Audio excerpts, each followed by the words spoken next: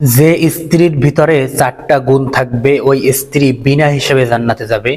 যে মা বোনদের ভিতরে এই 4টি গুণ থাকবে ওই মা বোনেরা বিনা হিসেবে জান্নাত। আসসালামু আলাইকুম প্রিয় ভাই ও বোনেরা, রাসূলুল্লাহ সাল্লাল্লাহু আলাইহি ওয়াসাল্লাম বলেছেন, আনাস রাদিয়াল্লাহু তাআলা আনহু থেকে বর্ণিত এই হাদিসটি, যে 4টি গুণ যে মা বোনদের ভিতরে থাকবে, যে স্ত্রীর ভিতরে থাকবে, আপনি বুঝে নেবেন ওই স্ত্রী বিনা হিসাবে তার মনের খুশিতে জান্নাতের যে কোনো দরজা থেকে প্রবেশ করতে পারবে।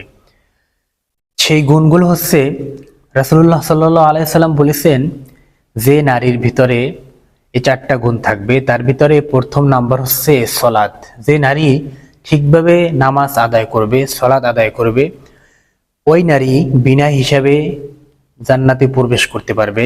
দ্বিতীয় নাম্বার হচ্ছে, যে নারী ফরজ রোজাগুলো ঠিকভাবে আদায় করে।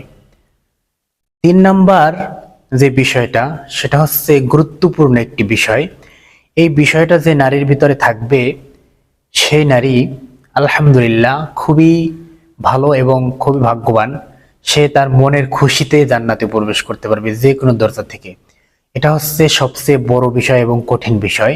সেটা হচ্ছে তার নিজের লজ্জাস্থানকে হেফাজত করা। এটা রাসূলুল্লাহ সাল্লাল্লাহু আলাইহি সাল্লাম বলেছেন। 4 নাম্বার যে বিষয়টা, সেটা হচ্ছে স্বামীর আনুগত্য করা। এই বিষয়টা তো আমাদের সমাজের নারীরা এখন পারেই না, একদম পারে না বললেই চলে। স্বামীর আনুগত্য বলতে কি বোঝায় এটাই জানে না। তাহলে এই 4টা বিষয় যে নারীর ভিতরে থাকবে ওই নারী জান্নাতবাসী।